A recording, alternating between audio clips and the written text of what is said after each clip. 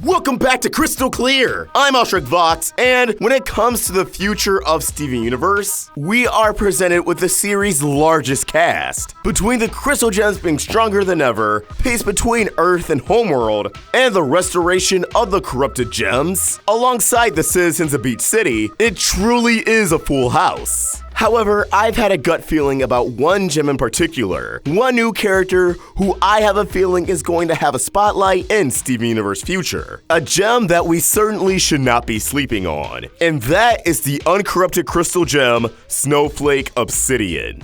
Who, as shallow as this may sound, since we pretty much only have appearances to go off of, is my favorite uncorrupted gem so far. So allow me to explain why you should be hyped for this character. And of course, spoiler warning in case you do not want to know anything about Steven Universe's future, in case any mini speculations here end up being correct, it's okay to just pack up your bags and click off now. With all that said, let's dive in. Alright, so I'm gonna slightly retract what I said moments ago. There actually are a few things about Snowflake Obsidian that we can surmise beyond the cool factor of her design. These things are actually anchored to another character, as Snowflake was first mentioned all the way back in Bismuth's self-titled episode. In fact, she was one of the first names to pop into Bismuth's head, Bismuth wondering what happened to the rest of the crystal gems, naming Crazy Lace, Biggs, and Snowflake. While there is still some debate on which exact gem is Crazy Lace, as again, at this current point in time, none of the uncorrupted gems have spoken, but we've already identified Biggs, who's a court soldier.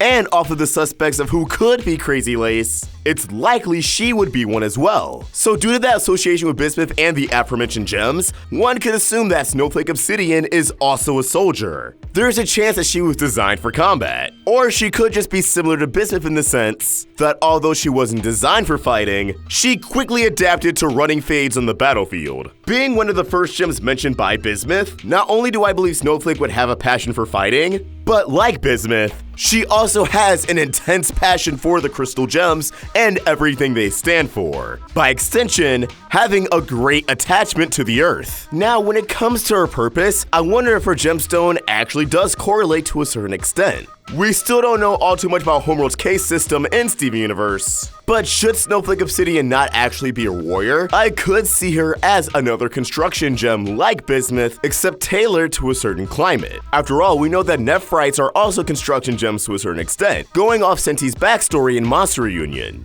And while this may not mean much, as one could argue all gems are doing their fair share of constructing Little Homeworld, we do see during Happily Ever After that Snowflake Obsidian is being assisted by Nephryites as they get closer to finishing up Little Homeworld. It is possible that Homeworld has way more gems for construction than we initially thought. And, being very on the nose to the cut of her gem, Snowflake Obsidians were tailored to work on colonies that saw frequent snowfall and severely colder climates. This could give another explanation as to why she's such good friends with Bismuth. They came from similar roots within Homeworld society, and during the war they would have been given similar reasons to rebel. Yeah, it'll be criminal if her and Bismuth don't have heavy interaction in future. But speaking of future, why am I so sold on the idea that Snowflake Obsidian will be important in any capacity?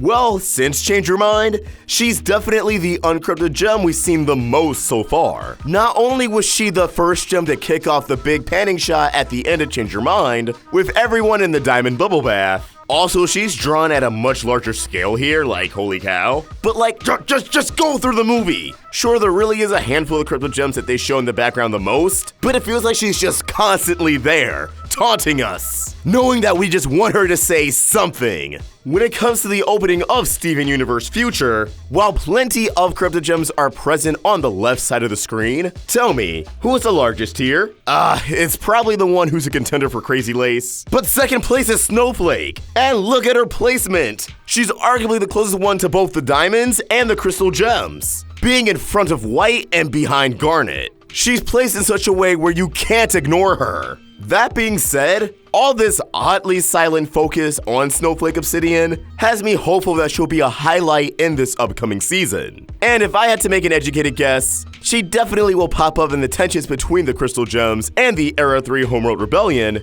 but in particular, I definitely think she'd be one of the gems to stand up to the likes of Jasper, who definitely would not be thrilled to see a gem like Snowflake living in Little Homeworld, especially since Snowflake was someone who was instrumental in its development. Little Homeworld as a whole is representative of everything Jasper hates. The Earth, the crystal gems, and their core values. A town of gems who defected from their original purpose on the planet that pushes Jasper's mental health to the absolute limit. With Snowflake being one of the largest gems in scale, it only makes sense that if Jasper tries to stir up trouble, she'd immediately step in to shut things down. We didn't even touch on the fact that Snowflake Obsidian is, well, an obsidian. The only other obsidian we have in the series is the fusion between Garnet, Amethyst Pearl, and Steven. It's been a rarity to see single gem versions of fusions. The only other example off the top of my head is being Hessonite, who's a homeworld Garnet. That alone already provides some intrigue. How similar is she to the crystal gem fusion? Is she able to summon a weapon? And if so, is it also a sword? Is she stowing magma somewhere in her body? And if crystal gem fusions are similar to homeworld counterparts, negating the fact that fusion chooses their name,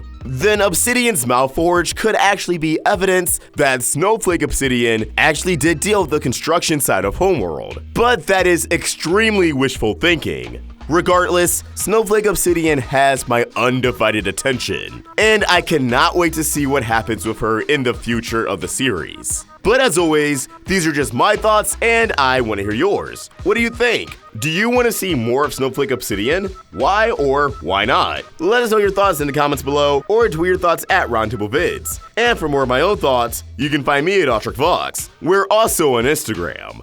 Special thanks to ARTWITHKODA for creating an awesome thumbnail. For more of his wonderful art, you can find him on Tumblr and Instagram at ARTWITHKODA, and subscribe to his YouTube channel. Link down below in the description. Help Roundtable grow by either becoming a member of this channel or supporting us over at Patreon. Link in the description. If you enjoyed this video, please throw it a like and subscribe to the Roundtable for more great cartoon content. Thank you for watching, and I hope you have an awesome day. ARTWITHKODA signing out.